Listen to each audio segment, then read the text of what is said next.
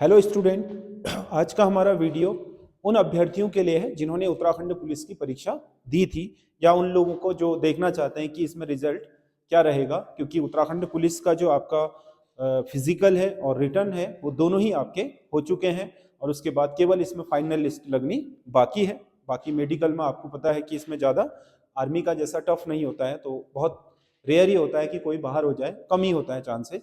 बाकी आपका जो उत्तराखंड पुलिस का मेरिट है उसमें इस बार आपके मेरिट कम जाने के चांसेस हैं, तो उसको लेकर के आपके क्योंकि लंबा समय हो गया है तो बहुत से अभ्यर्थी ऐसे हैं जिन्होंने उत्तराखंड का जो अधीनस्थ सेवा चयन आयोग है उससे आपके सूचना के अधिकार में कई तरह की सूचनाएं मांगी हैं, तो अपनी दुविधा दूर करने के लिए तो कुछ ऐसे महत्वपूर्ण आपके पॉइंट जो आपके आरक्षण का जनरल में प्रतिभाग होगा कि नहीं होगा, या आरक्षण वाले जो लोग हैं वो जनरल की सीट में आ पाएंगे या नहीं आ पाएंगे, इसको लेकर के बहुत दुविधा रहती है। तो उसमें इस पर मैं महत्वपूर्ण रूप से बात करने वाला हूं और एक लमसम हर मेरिट वर्ग की, जैसे अनारक्षित की है क्या रहेगी, अनुसूचित जाति की क्या रहेगी, जनजाति की क्या रहेगी, आर्थिक पिछड़ा वर्ग की क्या रहेगी, तो उसको लेकर के मैं आपको इसमें कुछ महत्वपूर्ण बिंदु बताने जा रहा हूं। तो इसमें जो हमारा सूचना के अधिकार में जो सूचनाएं मांगी है उनके अनुसार जो आपके आरक्षित वर्ग विशेषकर सूचना मांगी है, तो उसमें कुछ आरटीआई लगाई थी ये, तो इसमें आपके लोक सूचना अधिकारी जो है उन्होंने इस पर अपना उत्तर दिया है। तो उन्होंने देखो क्या लिखा है सूचना में, अनुरोधकर्ता द्वारा चाही गई सूचना के संबंध में अवगत कराना है कि आयोग के विज्ञापन, जो आपका इसका विज्ञापन संख्या था विज्ञप्ति की 24 में विज्ञापित आरक्षी जनपदीय पुलिस एवं आरक्षी पीएससी आईआरबी के पदों हेतु सामान्य श्रेणी की आयु 18 वर्ष से 22 वर्ष से निर्धारित है। बाकी आयु बढ़ाने को लेकर के कोर्ट में चल रहा है मामला, इसलिए डिले भी हुआ है, अभी फिलहाल यही है। और जहां तक है शायद नहीं बढ़ेगी, शायद इसमें बढ़ेगी नहीं, क्योंकि बढ़ने पर फिर नए सिरे से आपका चीजों को करना पड़ेगा। जहां तक है अब बढ़ जाए तो बात अलग है, क्योंकि अब वो कोर्ट का अपना विवेक है, उसमें सारे तथ्यों की वो जांच परख करेगा। लेकिन क्योंकि ये भर्ती प्रक्रिया लगभग आप ये मान के चल लीजिए कि पूर्ण हो चुकी है, इसीलिए अब इसमें आयु बढ़ा करके नए लोगों को सम्मिलित करके नए सिरे से एक बार और भर्ती परीक्षा होना नहीं है, क्योंकि अगली बार हो सकता है कि वो नई किसी विज्ञप्ति में उन लोगों को छूट दे दे जिन्होंने आयु सीमा में छूट के लिए करा है, अगर देंगे तो, नहीं तो इसमें मुश्किल ही है।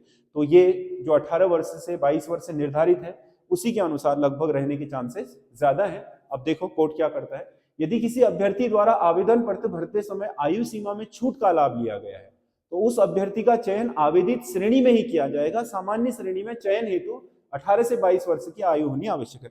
अब इसमें स्टूडेंट को थोड़ा, अभ्यर्थियों को थोड़ा सा गलतफहमी हो गई है। मैं आपको बता दूं, जिसने आयु सीमा में छूट, क्योंकि जैसे शेड्यूल कास्ट में आयु सीमा 22 से ज्यादा है, मान लो कोई शेड्यूल कास्ट का 23 वर्ष का व्यक्ति है और वो सबसे ज्यादा नंबर ले आता है, मान लो इसमें उसके 170 नंबर आ जाते हैं एक बार के लिए, ये सबसे टॉपर के नंबर है, तो ये जनरल की सीट नहीं लेगा, क्योंकि इसने 22 वर्ष से अधिक आयु प्राप्त करने के लिए शेड्यूल कास्ट वाला सर्टिफिकेट लगाया होगा, तो वो अपने वर्ग में ही आपका जाएगा। वो टॉपर होते हुए भी सभी वर्गों का टॉपर नहीं होगा, बल्कि अपने ही वर्ग में टॉप करेगा। मान लो आपका कोई 21 वर्ष का शेड्यूल कास्ट है और उसने आयु सीमा में छूट नहीं ले रखी है, तो सीधी सी बात है कि 21 वर्ष वाला अगर आपके 170 नंबर ले आता है और शेड्यूल कास्ट है,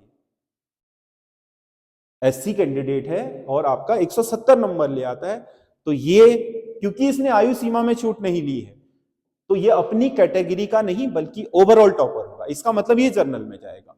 18 वर्ष से 22 वर्ष, इसमें साफ लिखा है देखो, उस अभ्यर्थी का जो आवेदन पत्र भरते समय आयु सीमा में छूट का लाभ लिया गया, आयु सीमा में छूट का लाभ, अन्य लाभ नहीं, केवल आयु सीमा में छूट का लाभ, यानी कि 22 वर्ष से अधिक आयु का अगर कोई भी व्यक्ति किसी अन्य सर्टिफिकेट के थ्रू या आरक्षण के थ्रू अगर आपके इस परीक्षा में बैठा होगा तो उसने लाभ ले लिया आयु सीमा में, तो वो शामिल नहीं होगा। बाकी जिसने लाभ नहीं लिया है, 18 से 22 वर्ष में है, वो तो आएगा ही, वो तो जनरल की सीट, अगर वो अच्छे नंबर लाएगा तो उसकी काउंटिंग जनरल में भी दिखाई देगी आपको। ये एक मैं क्लियर करना चाहता था आपको। तो ये आपका क्या आयु सीमा कितनी, सामान्य श्रेणी में चयन हेतु आयु सीमा 18 से 22 वर्ष होनी चाहिए कह रहा है। सामान्य श्रेणी में अगर आप प्रतिभाग करोगे, सामान्य श्रेणी में अगर आप कंपीट करोगे तो आपके लिए 18 से 22 है। सामान्य सीमा में वो भी आ सकता है जो 18 से 22 का है। उसके ऊपर आयु सीमा में छूट के लिए जिन्होंने सर्टिफिकेट लगाए हैं, जो आपके आरक्षित वर्ग से हैं, उन लोगों का सामान्य श्रेणी में टॉपर होने, सबसे ज्यादा नंबर लाने के बावजूद भी वो सामान्य में नहीं गिने जाएंगे।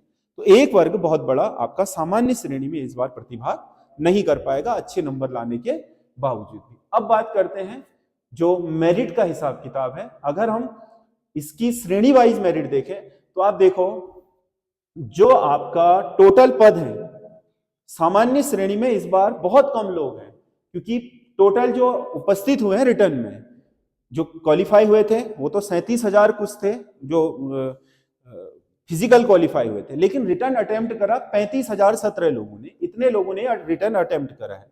इसमें से जो सामान्य श्रेणी के लोग हैं वो मात्र 9,067 है, मात्र 9,000। जबकि सामान्य श्रेणी में अगर हम देखें तो सामान्य श्रेणी में जो सीटें हैं वो सामान्य श्रेणी की जो अनारक्षित सीटें हैं, अगर हम पुलिस सिविल पुलिस में देखें तो अनारक्षित 848 सीटें, 48 सीटें यहां हैं, और अनारक्षित की पीएससी वगैरह में 212 सीटें यहां हैं। तो अगर हम देखें तो ये हो गया 0 4 1 5 1 6 और आपका 8 1 9 1 10 1060 सॉरी 960 कितना हो गया 800, अच्छा 212 है, सॉरी 212 है, 112 नहीं है, 212 है। तो 0 5 1 6 8 2 10 1 10, ठीक है 1060। ये आपके 9,067 लोगों के लिए 1060 सीट है। अगर इसमें से ईडब्ल्यूएस सब आरक्षण निकाल दें तो इसका मतलब इस बार जो जनरल कैंडिडेट होगा उसके लिए लगभग हर 10 में से एक व्यक्ति का पुलिस कांस्टेबल में चयन हो जाएगा इस बार। यानी कि यहां पर मेरिट कम रहने के बहुत ज्यादा चांसेस हैं, क्योंकि अगर इसमें से कोई जनरल श्रेणी में आएगा भी तो वो वही आ पाएगा जो 22 वर्ष से नीचे होगा। 22 वर्ष से ऊपर वाले पढ़ने में थोड़ा अच्छा, रिटर्न में अच्छा नंबर ले आते हैं तो वो मेरिट में ऊपर आ जाते हैं, इसलिए वो जनरल में इस बार नहीं आ पाएंगे। वो लिखा हुआ है सूचना के अधिकार में, आपने देखा होगा। जिसने आयु सीमा में छूट के लिए किसी भी तरीके का लाभ लिया होगा उसे आपका 22 वर्ष से ऊपर वालों को, किसी को भी आपके आयु सीमा में छूट वालों को जनरल कैटेगरी में शामिल नहीं किया जाएगा। तो इस तरीके से जनरल की मेरिट इस बार बहुत कम रहने के चांसेस हैं। उसके अलावा अगर हम अन्य पदों के देखें तो वैसे भी मेरिट का तो मैंने वीडियो पहले भी बनाया है। तो अगर हम देखें तो 140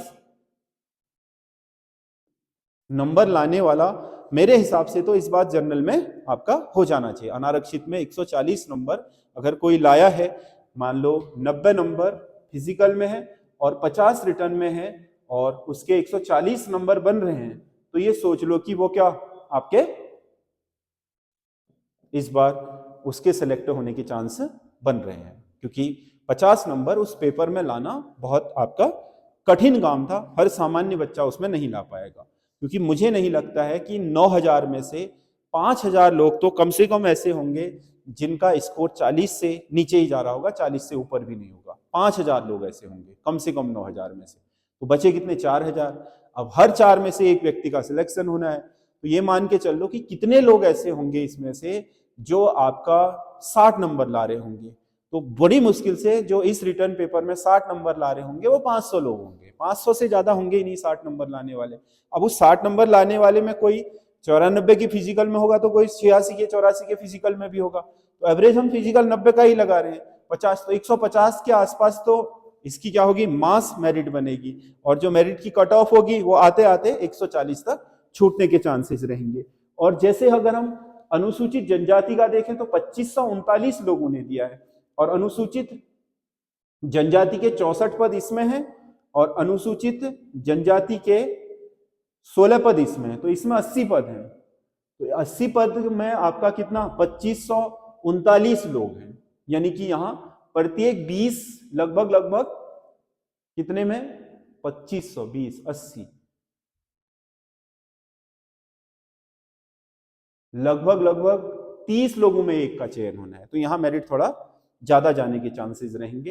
अनुसूचित जाति में सबसे ज्यादा आज तक का अगर हम देखें तो इस बार जो कैंडिडेट रिटर्न में शामिल हुए फिजिकल पास करने के बाद सबसे ज्यादा शेड्यूल कास्ट के हैं 11,800, मतलब मोटा मोटा 12,000 लोग मान लो।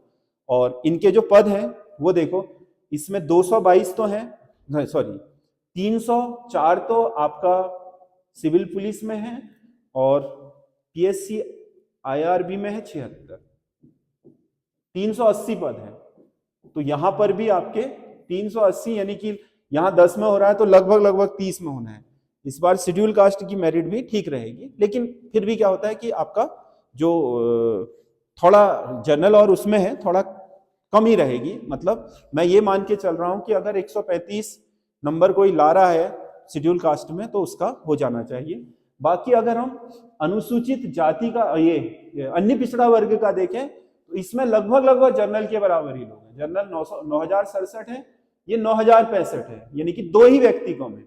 लेकिन अन्य पिछड़ा वर्ग की सीटें कितनी है? अन्य पिछड़ा वर्ग में 224 सीटें ये हैं, और आईआरबी वाले में कितनी है? अन्य पिछड़ा वर्ग 56 ही है,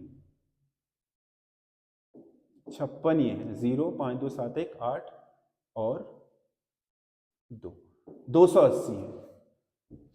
तो यहां ओबीसी में फाइट बहुत तगड़ी है। इसका मतलब ओबीसी में फाइट क्या होगी? ठीक ठाक होने वाली, अच्छी फाइट होने वाली है। इसमें मेरिट जर्नल के बराबर ही जाएगी, जर्नल से नीचे नहीं जाएगी। लगभग 140 के इर्द गिर्द ही इनकी जो ओबीसी कैटेगरी के लोग हैं इनकी मेरिट भी रहेगी।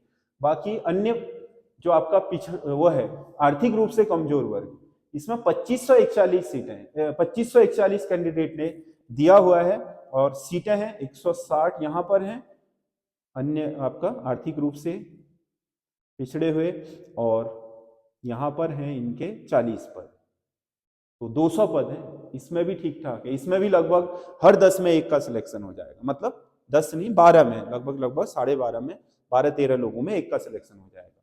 तो इसका मतलब इस बार सबसे ज्यादा अच्छा जो आपका क्या बना हुआ है सिलेक्शन होने का चांसेस बना है जनरल में बना है। वहां पर अगर कैटेगरी के लोग अधिकतर आयु सीमा में होते हैं तो वो जनरल में फाइट नहीं करते हैं।